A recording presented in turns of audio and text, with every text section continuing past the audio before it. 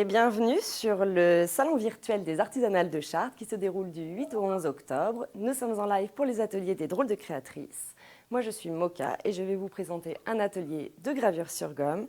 Nous sommes avec Marie, Luna et Aurélie. Bienvenue à vous et bravo d'avoir remporté le concours des artisanales. Alors, on commence. Vous avez toutes reçu une petite box marron. On va commencer par ouvrir cette box ensemble, comme ça on va voir tout le matériel nécessaire pour réaliser notre petit tampon. Donc, vous avez ma carte, comme ça vous avez toutes mes coordonnées pour me retrouver sur les réseaux sociaux. Vous avez un petit tas de papier avec le modèle que nous allons créer aujourd'hui, qui est un petit oiseau. Vous avez du papier calque. Et vous avez des petites feuilles de différents papiers. Ce sera après pour faire nos petits tests et tester notre tampon. Donc, on ouvre. J'ai fait ça bien. On a un petit pain d'encre pour la fin. Emballé dans du papier craft chez vous, vous avez un morceau de gomme. Vous avez un crayon à papier. Et vous avez une petite boîte blanche avec dedans l'outil qui va nous servir à graver. Cet outil, ça s'appelle une gouge. Donc on peut ouvrir la petite boîte et je vais d'abord vous présenter l'outil. Vous avez un manche et vous avez plusieurs petits embouts. Vous pouvez regarder sur la tranche et ils sont normalement numérotés, ces embouts, de 1 à 5. Il faut coulisser l'emballage. Luna. Coulisse, coulisse, fort. Voilà. Et après, tu peux ouvrir le petit manche. Donc, vous avez les petits embouts. Ce n'est pas tellement fragile. Par contre, ça coupe. Du coup, on fait attention aux doigts sur les bouts des embouts. Alors, je vous ai invité à protéger votre plan de travail. Un minimum. Après, une planche à découper à la maison fait largement l'affaire, même un morceau de carton. On va pouvoir déballer notre petite gomme. Hop. Donc ça, c'est la matière qu'on va graver pour obtenir le tampon. C'est un peu comme de la gomme d'écolier. C'est très friable, c'est assez fragile, donc on fait attention aux traces d'ongles, notamment. Et on a notre petit modèle. Je vous montre, pour ceux qui ne l'ont pas vu sur la page des artisanales, le final du tampon, ce que ça va donner à la fin. Donc là, c'est mon petit tampon gravé. Et, là, c'est mon petit tampon gravé. Et là, c'est ce que ça donne, du coup. Donc, c'est ça qu'on va faire ensemble. Donc, vous avez votre modèle, vous avez le papier calque, et on va décalquer le modèle comme à l'école, avec le crayon. Je ne l'ai pas précisé, mais ça me semble logique. Je le fais en même temps que vous ou je vous surveille? Je vais faire une partie en même temps que vous. Donc on décalque tout le contour de l'oiseau. Hop.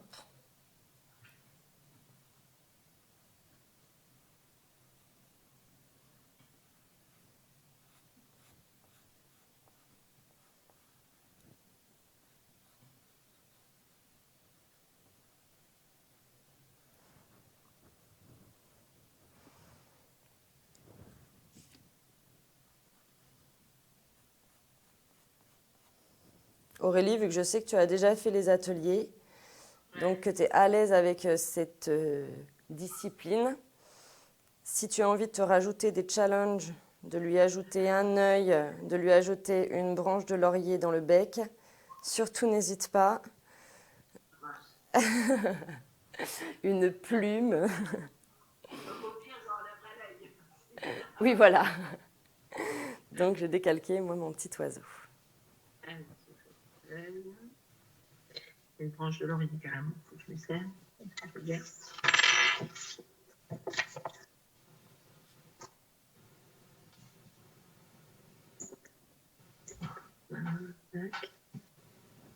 Super.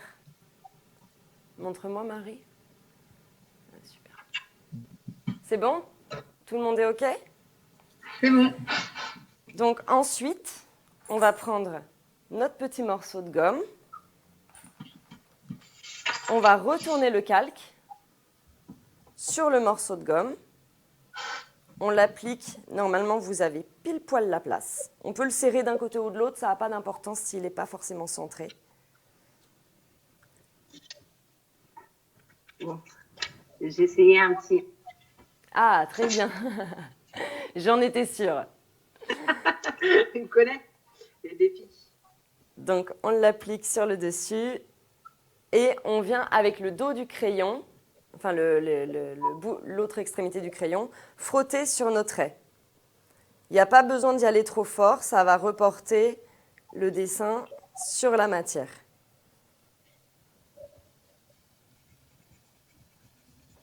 Comme un décalcomanie, quoi. Vous vous souvenez des décalcomanies? Vintage. Tadam. Je fais des petites blagues. J'ai pas précisé, mais on peut se tutoyer. Ça sera plus convivial.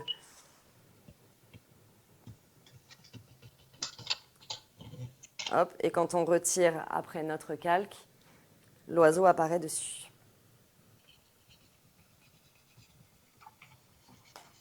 C'est bon pour toutes? Ouais. Oui. Donc on le voit bien normalement. Donc ensuite, on va prendre notre petit manche et on va prendre la gouge, l'embout numéro 1. Alors, si vous regardez bien les numéros, normalement, celui où on voit quasiment rien, c'est le 1. Les autres numéros sont beaucoup plus clairs. C'est une petite gouge avec un profil en V qui va nous servir à tracer nos contours. Et on vient l'enfoncer dans le manche. Je ne sais pas si on va...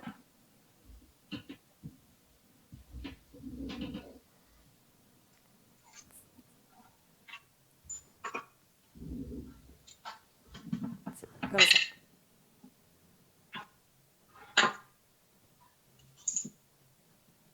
Tu y arrives, Marie?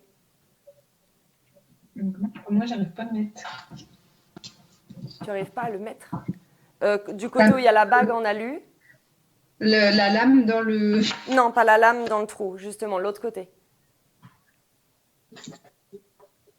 Ah, comme ça, d'accord. C'est bon? Et vous pouvez appuyer un petit peu dessus, mais faites attention à ne pas mettre votre doigt au bout. Vraiment sur la partie, sur l'autre partie, là, vous pouvez appuyer. Super. Tu vois bien?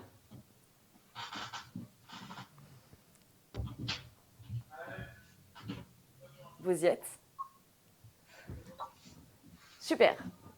Donc moi, je la tiens comme ça. Je mets mon doigt dessus justement pour la bloquer, parce que vu qu'on les enfonce juste pour pas éventuellement elle s'échappe. Et on va pouvoir venir tracer les contours de notre oiseau. Donc, moi, je commence par le bec. On peut être assez loin. Et en fait, on va venir repasser au plus proche de notre trait, presque comme si on voulait venir enlever notre trait de crayon avec l'outil, sans plonger, en caressant juste la matière. Non, moi j'ai un problème j'arrive pas à me mettre dans le truc en bois. D'accord, montre-moi. En fait, on met beaucoup le truc en... Ouais. Oui. Ah non, faut enlève le petit bâton. Enlève ça qui est dedans. Ouais, enlève le bâton. Enlève le bâton et tu mets directement l'embout en métal au niveau de la bague. C'est ça, super. Le petit bâton, justement, super, c'est comme ça. Le petit bâton, justement, il va pouvoir vous servir après pour changer d'outil. En fait, on va le renfoncer dans le manche en bois et on va appuyer pour venir justement enlever le petit embout en métal. Il sert à ça, le petit poussoir. Si vous avez peur pour essayer la matière, puisque vous ne la connaissez pas encore, vous pouvez faire un petit test à l'extérieur du dessin pour voir l'impact de l'outil sur la gomme. Avant, si vous ne vous sentez pas de tracer vos traits définitifs directement. Du coup, on passe sur le trait ou à côté? Dessus. Comme si on voulait l'enlever, en fait. Oui, tout à l'heure, j'ai dit au plus proche. Mais en fait, c'est que quand c'est des formes que d'extérieur. Et là, finalement, on passe au niveau de l'aile sur l'intérieur du dessin. Donc, on va tout faire avec le même. Pour tourner, on tourne la matière, pas forcément l'outil. Enfin, moi, je suis à l'aise comme ça. Après, chacun fait comme il veut. Mais moi, j'ai tendance à beaucoup tourner ma gomme, finalement. On ne va pas trop en profondeur. Et à chaque fois qu'on arrive dans un petit aileron, j'ai envie de dire, on s'interrompt, on enlève le bout de gomme avec notre main.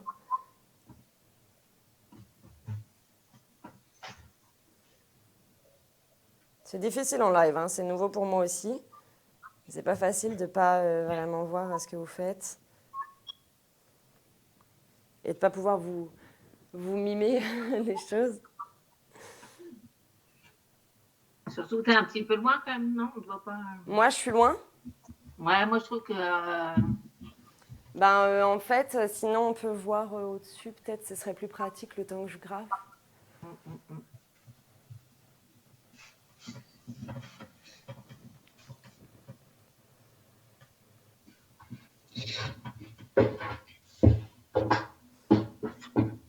J'ai tendance aussi à conseiller d'aller toujours. C'est génial. Comment? C'est génial. C'est cool? On voit bien. Ah oui, là c'est mieux au niveau de la vue. Ouais. Comme ça, on voit comment tu mets ta gouge en fait. Moi, je fais un aileron, un par un, en fait.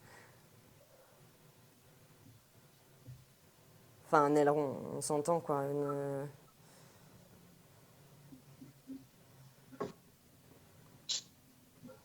J'ai bien fait, finalement, d'entamer exactement le même que vous. C'est vrai qu'en atelier, je fais autre chose.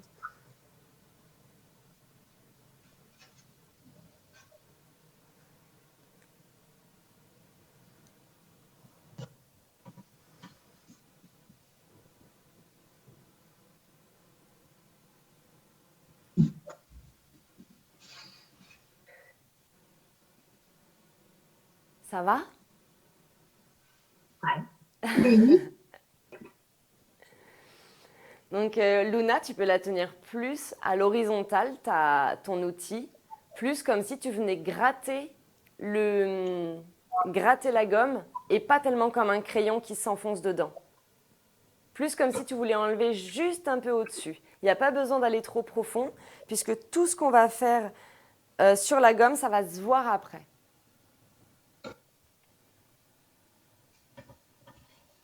Tu viens de servir en fait de la petite gouttière pour enlever un trait.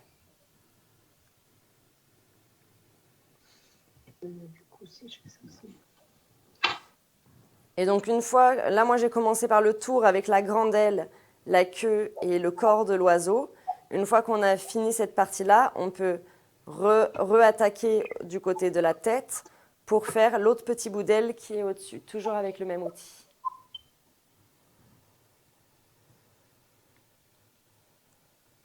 Donc la gouge en V, souvent la numéro 1 dans les petits coffrets comme celui-ci, c'est bien pour tracer les contours et pour faire vraiment les petits endroits les plus précis, les petits détails. Si, mettons, vous faites un motif de feuille ou de plume pour venir tracer les petites nervures, c'est vraiment juste un outil de tracer.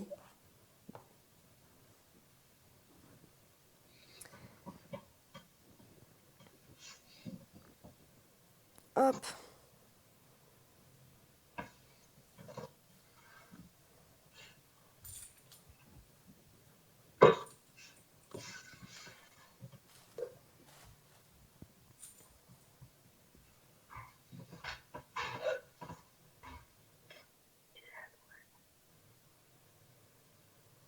Ça va les filles, vous y arrivez?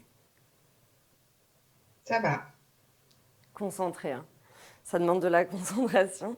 Après, c'est chouette, je trouve, ça détend. Auriel a déjà fini son contour. Je sais plus pour l'œil. Est-ce que je creuse l'œil ou au contraire je fais autour? Alors là, sur mon modèle, moi, l'oiseau, il est noir. Donc, si tu veux que l'œil soit blanc, il va falloir faire un trou. Si tu Creuser veux voir un rond blanc, donc avec l'intérieur noir, tu vas faire un rond. Moi, dans cet exemple-là, j'aurais plutôt fait un petit trou, juste. Ouais, c'est ça. Ouais. Et pour faire un petit trou, tu peux la placer du coup plus comme un crayon et tu tournes. Et je tourne, ouais. Ouais, comme un petit poinçon en fait, presque. Ouais, c'est ça. Et soit avec la 1, soit carrément avec la 5 qui ressemble plus à une petite pointe de cutter, Ah oui. Ah oui. où tu peux tourner avec la petite pointe.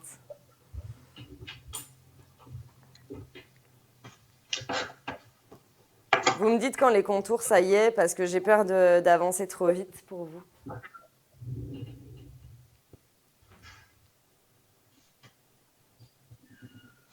Donc oui, ça fait des petites pelures. Vous pouvez à la maison utiliser des choses comme de la pâte à fixe ou si vous connaissez les gommes mie-de-pain qui sont utilisées quand on fait du fusain. On peut s'en servir en fait en venant tapoter notre ouvrage pour retirer toutes les petites miettes de gomme. Là, je n'ai pas jugé ça nécessaire parce qu'on peut très bien faire sans, mais ça permet d'y voir plus clair et d'être plus précise quand on a vraiment des ouvrages très détaillés.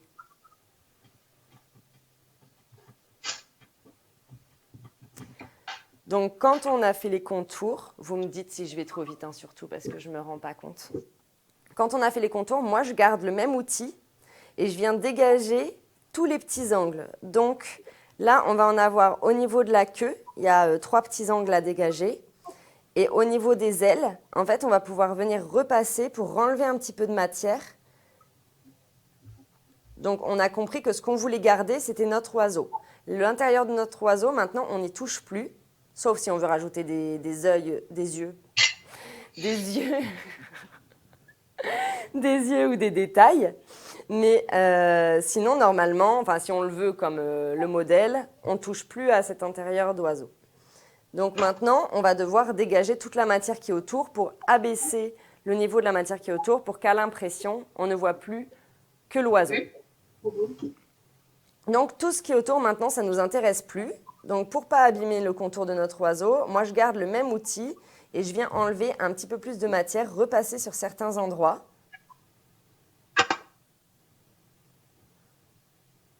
Mais du coup, je ne rentre plus dans la forme. Mais je repasse juste sur mes petits ailerons. Là, je n'ai pas trouvé d'autre mot qu'appeler ça des ailerons. J'enlève dans mes angles ici. On peut enlever en étoile. On part toujours de l'intérieur de la gomme pour aller vers l'extérieur. Parce que si on ripe sur notre oiseau, eh ben, il va avoir une cicatrice. C'est beau ce que je dis, hein. Oui. Merci. Je me sentais seule. C'est que mon humour est débordant, mais c'est déstabilisant. Oui, c'est pareil. Hop. Donc en fait, on enlève un petit peu. Hop. Je renlève encore un petit peu. Au niveau du dernier de la queue aussi, on peut en renlever. Alors, c'est pas grave si notre matière, elle se casse sur le bord. Là, moi, je sais pas vous, mais la queue du bas, je suis vraiment très, très près du bord. Si ça se casse, c'est pas très grave. Il faut juste que l'intérieur de l'oiseau ne se casse pas. Donc là, si le bord, il s'abîme, on s'en fiche, puisqu'on va venir enlever tout ça.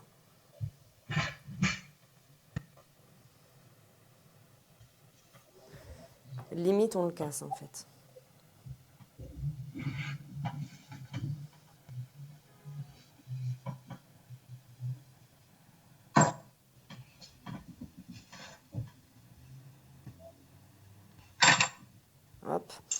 Et au niveau de l'aile qui est de l'autre côté, qui est au-dessus, là, aussi, on va pouvoir venir enlever un petit peu.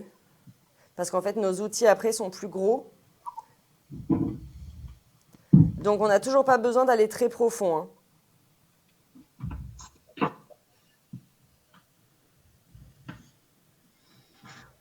On peut enlever petit bout par petit bout, ça s'interrompt bien.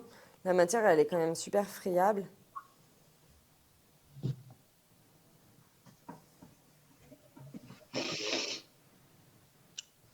Et là, moi, je pense que c'est bon.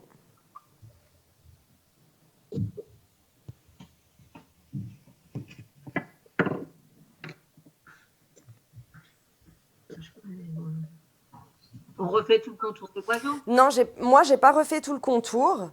J'ai refait vraiment juste les endroits les plus précis. Donc, autour des petits ailerons, là, j'appelle ça comme ça. Autour des petits ailerons de la grande aile, on va dire. Autour de ceux de la petite aile de derrière. Et autour de ceux de la queue. En fait, les petits angles. J'ai dégagé les petits angles, en fait. D'accord. Je suis pas repassée au niveau de mon corps et de mon bec. Et on repasse surtout pas sur les traits qui rentrent dans l'oiseau pour pas justement les faire trop gros, pour que ça reste assez fin au final. Parce que du coup, ceux-ci, ils vont se voir à la fin.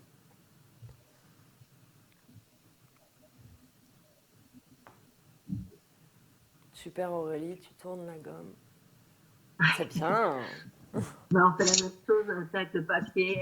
Ouais, ben moi je trouve que quand on fait des arrondis, c'est vrai que c'est plus facile de tourner la gomme plutôt que de se contorsionner le poignet. Ouais. Ça va, Luna? Oui.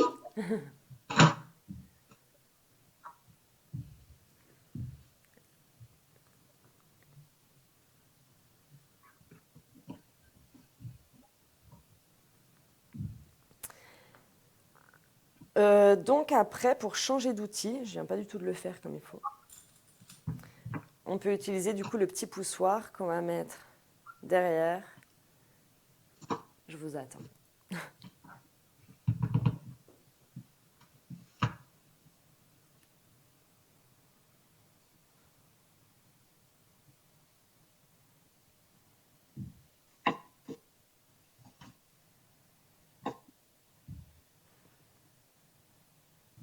Fais voir Marie. Allez, concentrée Marie. Ah super. Ah ouais, bah nickel, ça suffit.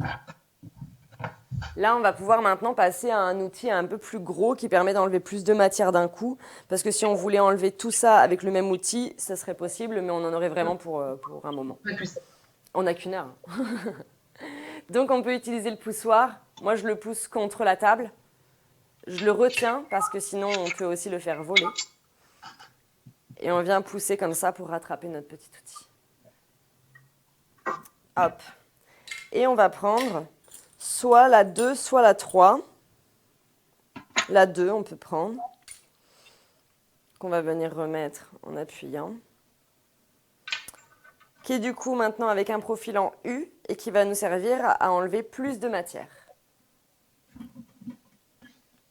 Donc tout à l'heure avec le V, on enlevait, la partie coupante était sur la pointe du V, donc on pouvait vraiment tracer. Maintenant avec le U, quand on va suivre nos contours, il faut se baser sur un côté et pas sur le creux du U. Sur un des deux bords de la gouttière, si vous voyez ce que je veux dire. D'accord. Et là, on peut repartir du bec. Moi, j'aime bien partir du bec, comme ça, on est sûr qu'il est bien pointu. On peut repartir du bec. Et en fait, là, cette fois-ci, on va refaire notre contour, sauf qu'on reste bien à l'extérieur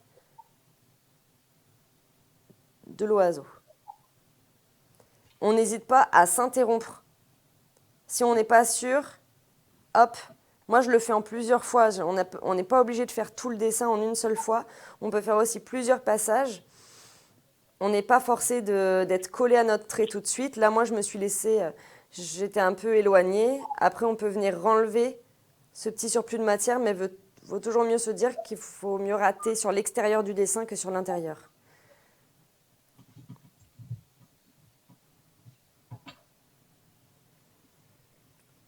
Et donc là, on vient refaire le tour.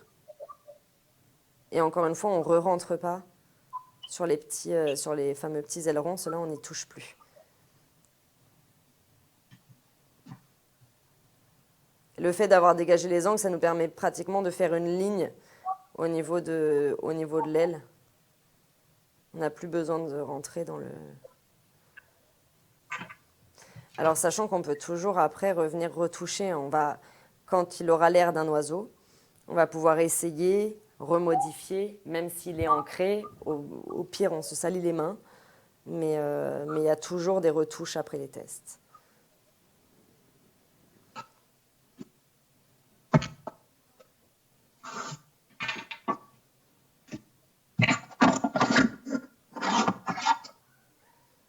Donc là, je tourne. Hop.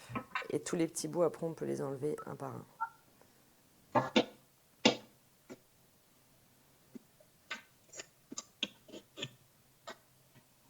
Donc là, j'ai toujours le 2. Je le tiens comme les autres. On n'a encore pas besoin d'être très profond. On veut juste être plus bas que l'oiseau.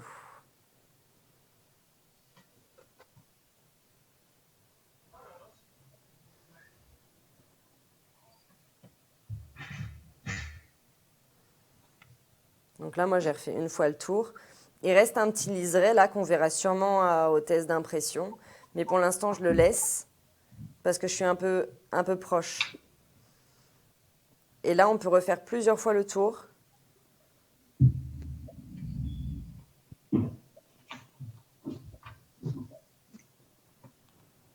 Parce que du coup, le but, c'est d'enlever tout ça là. Je vais faire des croix. On veut enlever tout ça. On veut enlever tout ça. On veut enlever ça. Et on veut enlever ça.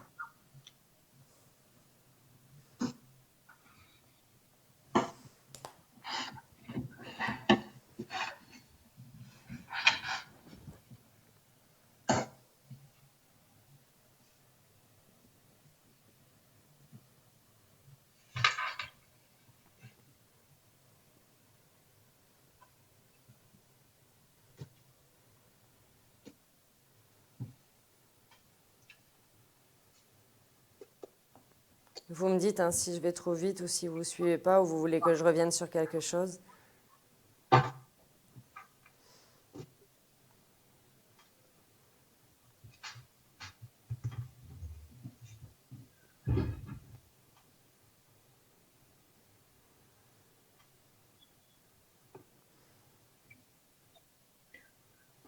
On fait plusieurs fois le tour de l'oiseau.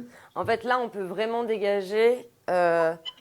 Là, je suis passée au moins 2 ou 3 fois déjà pour vraiment dégager tout ça. Et après, le reste, on va venir le couper complètement. Ah, d'accord. En fait, là, on s'éloigne un peu, mais on protège l'oiseau pour quand on va venir avec un outil encore plus grossier, pas risquer de l'abîmer. D'accord. Donc là, sur ce projet-là, on n'a pas besoin de tous les embouts. Limite, on aurait pu faire tout avec le premier. Mais en fait, plus les modèles sont complexes ou plus on veut varier sur les épaisseurs de ligne, on peut utiliser les différents. Après, sur des gros ouvrages, on utilise des encore plus grosses pour enlever encore plus de matière d'un coup.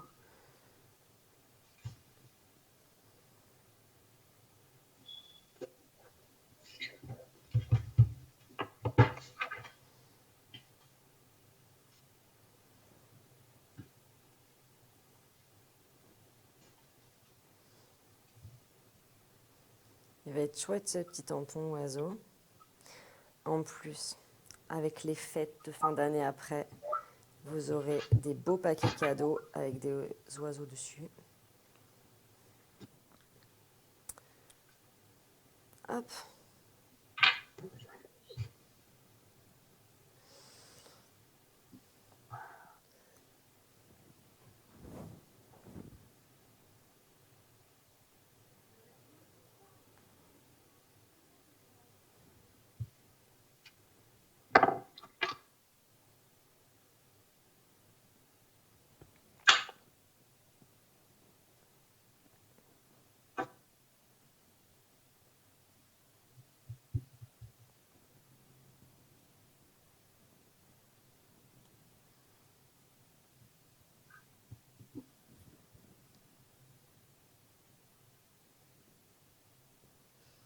Finalement, là, le plus fragile dans ce modèle-là, le plus difficile, c'est le bec. Parce que encore, si on ripe un peu sur une aile, c'est pas grave. Si on ripe sur le bec et que l'oiseau n'a plus de bec, ça devient un peu embêtant. Donc, vaut mieux qu'il soit trop grand que trop petit et qu'on vienne le retravailler ensuite si là, c'est compliqué.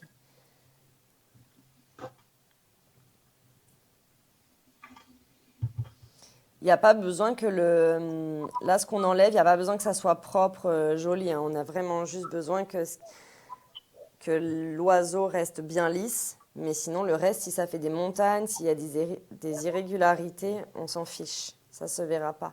Sur mon modèle, il y en a. Et elle ne se voit pas du tout sur le tampon final.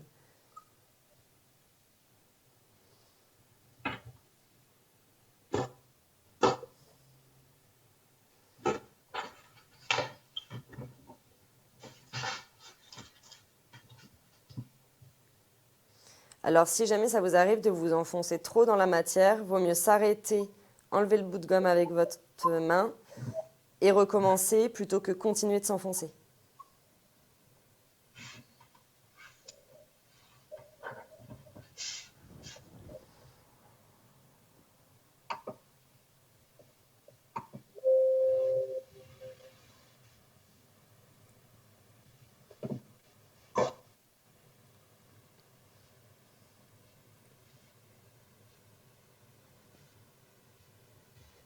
Donc là, vraiment, j'ai un gros contour bien grossier, c'est top.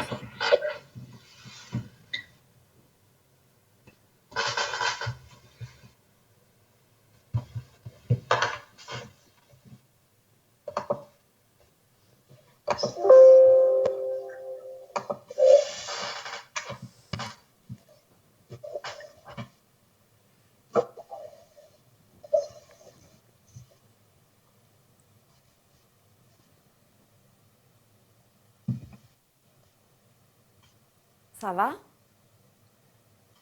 Oui. Oui. Je me soucie, hein.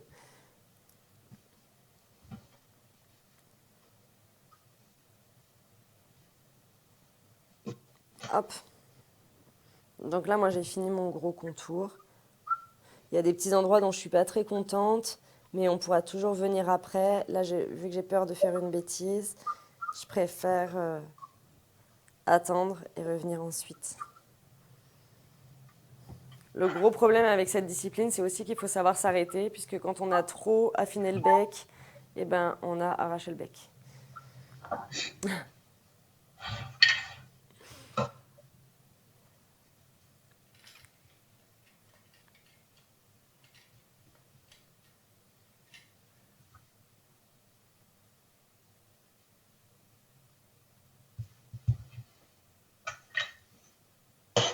Alors moi, là, je change d'outil.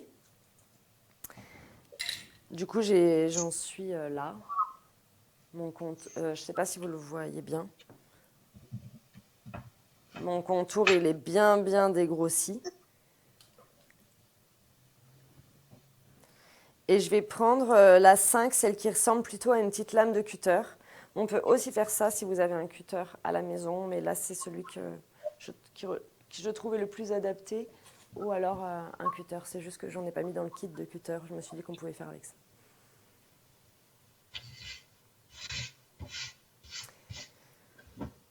Et on va pouvoir venir donc couper toute la matière de l'extérieur qu'on ne veut pas. En plantant carrément notre outil, cette fois-ci, jusqu'à la planche à découper. On ne veut plus de cette matière. Je vous montre. Donc là, moi, je fais juste des trucs comme ça. Hop. Hop. Hop. Donc, il faut bien rester dans notre creux et on ne touche toujours pas à notre oiseau. Et on peut venir casser.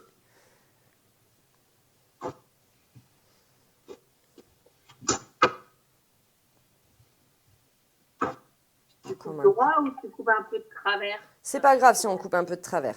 Tout ça, ça va pas se voir.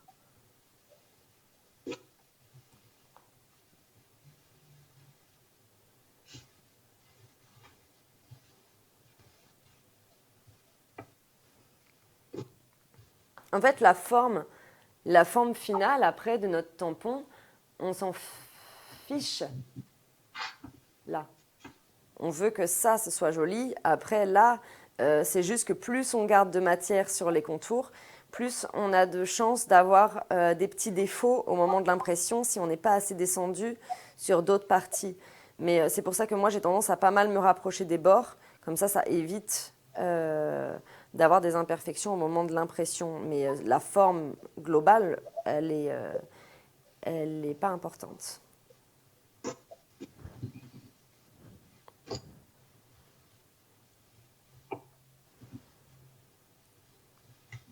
C'est parce qu'on est fainéant et on pourrait tout creuser, on pourrait tout gratter si on voulait garder une base rectangulaire. Mais couper, c'est plus facile que de creuser. Hop. Et hop. Du coup, on a à peu près...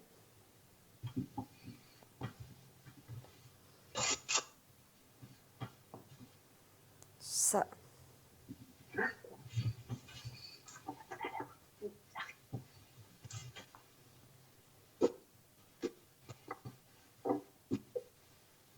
On le voit bien là.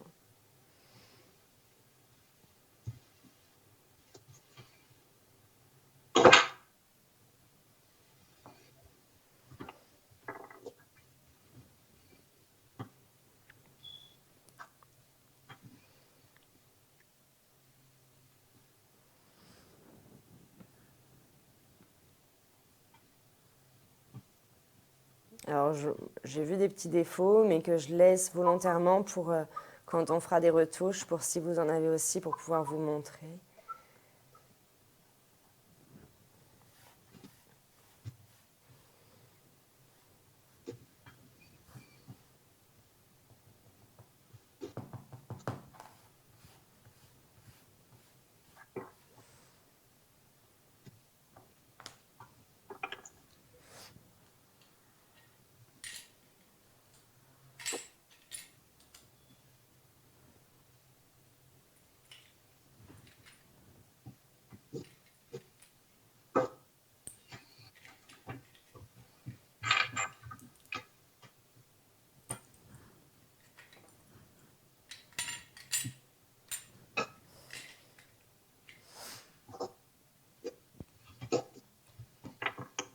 Ça va, vous y êtes? Tu y arrives, Luna? Tu me montres à la caméra que je vois bien? Où est-ce que tu en es? Ah, super! Ah oui, tu es allé très très proche. Bah, tu as encore moins de risque d'avoir des irrégularités. Ça devrait être bien.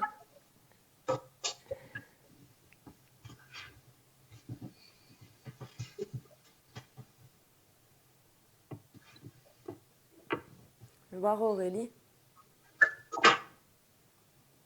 Je vous surveille tout. Ah oui, du coup, tu as ta petite branche. Ouais, je suis pas sûre de moi, je suis pas sûre du résultat. Au pire, elle s'enlève. Mais si, pourquoi pas. Là, du coup, ça fait une petite feuille. Ok, super. Ouais, je vais faire des petites feuilles. Bah, les feuilles, c'est dur. Mais tu es très forte. J'ai un bon professeur. Bah oui, je sais. Bah, ça fait 3 fois aussi. Marie, tu me montres, s'il te plaît? Super. Ouais, si, je vois bien, je vois bien. Bah là, tu vois, donc toi, c'est que tu as décidé de garder ton rectangle, tu veux pas couper autour? Bah, je sais pas, du coup, pour le tenir, non? Non, t'es pas obligé. Oui, c'est comme tu veux. Oui, tu peux Vaut garder mieux. ça pour le tenir. Alors moi, après à la maison, là, j'ai pas pu le prévoir sur les box, mais on peut les coller sur des petits morceaux de bois ensuite. Et après, c'est le petit morceau de bois qui nous permet de le tenir. Ah, Mais là, effectivement, vu que c'est pas prévu dans ce pack-là, eh ben, tu peux garder les bords, effectivement. Mais je vois qu'ils sont très, très propres, tes bords. En fait, tu t'es servi de la gouge numéro 5 pour lisser. Oui. Ouais, ben super. Ça marche aussi. Donc, on va pouvoir essayer de faire nos premiers tests d'impression. Et moi, à ce moment-là, en général, je conseille de faire plan de travail propre.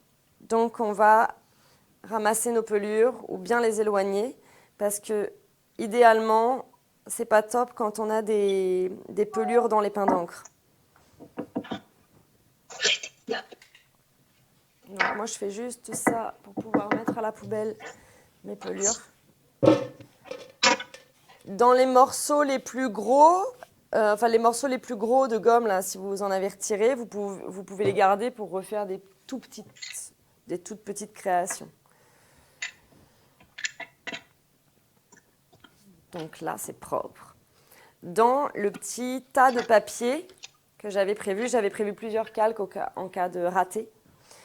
Il y a du papier classique avec un petit grammage pour faire du papier de brouillon. Il y avait du papier craft pour essayer sur une autre teinte. Et ensuite, il y a des papiers avec des plus gros grammages pour si vous voulez faire des petites cartes comme le modèle. Mais du coup, le premier, c'est pour servir de brouillon. L'encre, chez vous, elle est noire. Moi, elle est bleue. Il n'y avait plus assez de noir au magasin. Alors moi, je l'applique comme ça. En général, on a tendance à vouloir faire ça, mais je trouve qu'on s'en met plein les doigts. Alors moi, je prends mon pain d'encre et je viens tamponner mon tampon, finalement. Et on n'hésite pas, on peut y aller fort.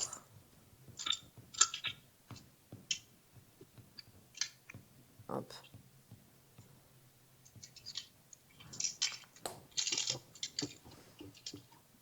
Et on essaye. Ça, c'est le moment que je préfère, c'est la révélation. On n'a pas peur. On n'a pas peur et de toute façon, on peut toujours revenir dessus. 1, 2 et 3.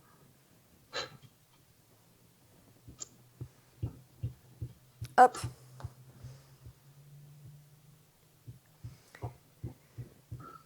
Et ça fait vraiment notre premier test. Et là, du coup, on va pouvoir revenir sur tous les petits endroits qui ne nous conviennent pas.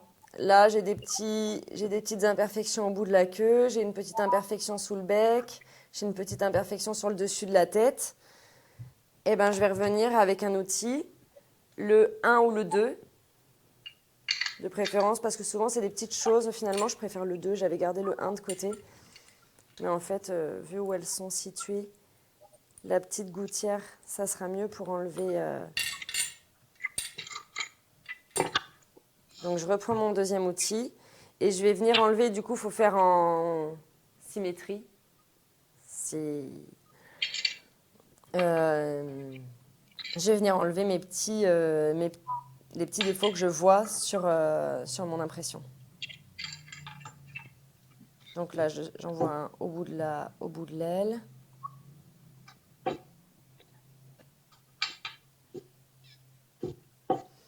J'en vois un au-dessus de la tête.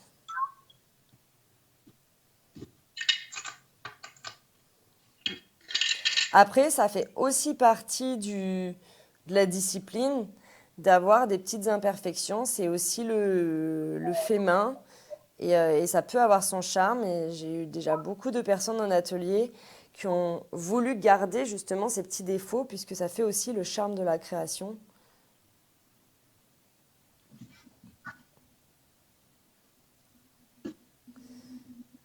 Puis c'est pas vilain les petits défauts. Je dis tout le temps, c'est votre oiseau. Ok.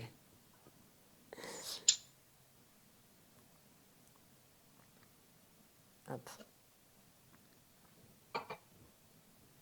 Et une fois qu'on a enlevé toutes les petites imperfections qui nous déplaisent,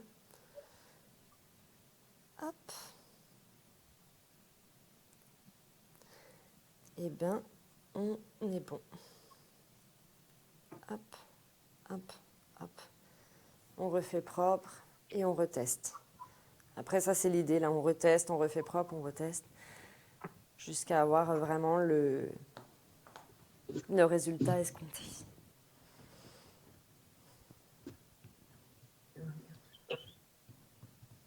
Finalement, avec cette encre-là, il n'y a pas besoin d'appuyer trop fort. Hein.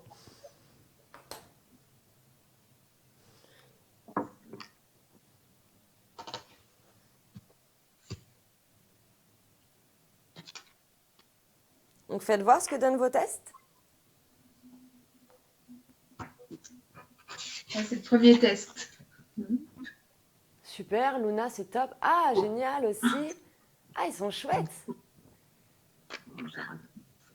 Super, et toi, tu as un œil et la branche, puisque tu n'as pas froid aux yeux et que tu as tout mis d'un Ouais. coup. Ah, c'est génial, bah, je suis contente. Ils sont super beaux, vos trucs. Vos trucs, vos tampons. Et après, on peut s'en servir aussi, customiser vos petites affaires avec des encres spéciales en fonction des supports que vous utiliserez. Votre petit courrier, comme je disais tout à l'heure, vos papiers cadeaux. Et j'ai fait exprès de mettre une petite boîte craft toute simple à la box pour, si vous voulez, customiser la petite boîte. Bonne idée. Merci.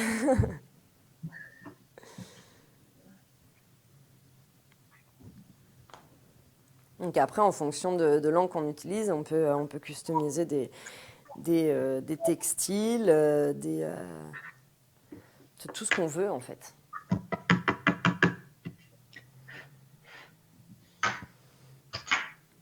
On peut faire les essais sur les différents papiers.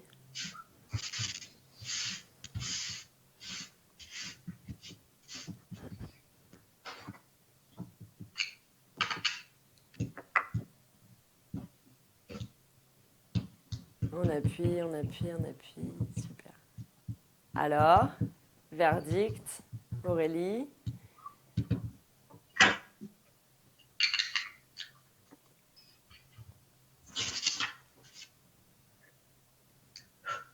Nouveau test pour Marie.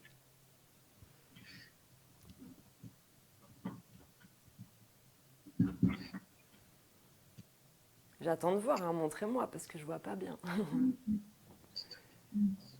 Ah oui, alors des fois, si le tampon il est pas bien propre, des fois on a des petites imperfections aussi parce qu'on a des petites pelures du coup qui se mettent entre l'encre et le papier.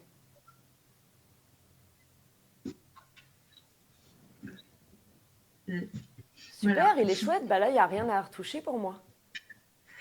Non, c'est bien. Ouais. Tu me montres après ton test, Luna, s'il te plaît. Coucou. Ah bah il est chouette aussi. Toi, tu peux repasser un tout petit peu sur le tour de la tête en haut, au niveau du bec. Mais il est top. J'aime bien parce que c'est tous les mêmes mais tous différents. Chacun les vôtres. Ah merde. Qui est vulgaire comme ça?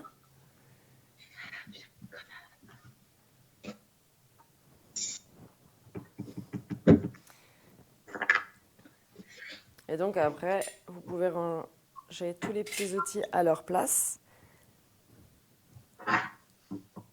et recommencer des petites créations. Vous avez le matériel maintenant. Ça vous a plu? Ouais, très bien.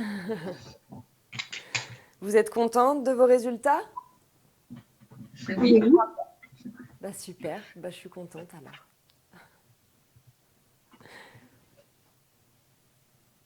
On est bon.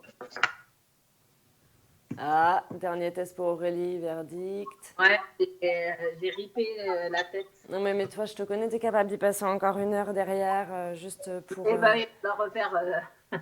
Ah, faut le refaire. Ah, tu veux même pas montrer? Merci. Quoi? J'ai ripé là, juste à. Il y a Ah 2 minutes, oui, quoi. t'as coupé un petit peu la tête. Oui, il faudrait peut-être retailler juste le haut de la tête. Ouais. Et à force de vouloir le réégaliser, ça. Ouais, bah... Et là, je retravaille. non, oui, mais la branche est bien. C'est La chouette. branche, ouais.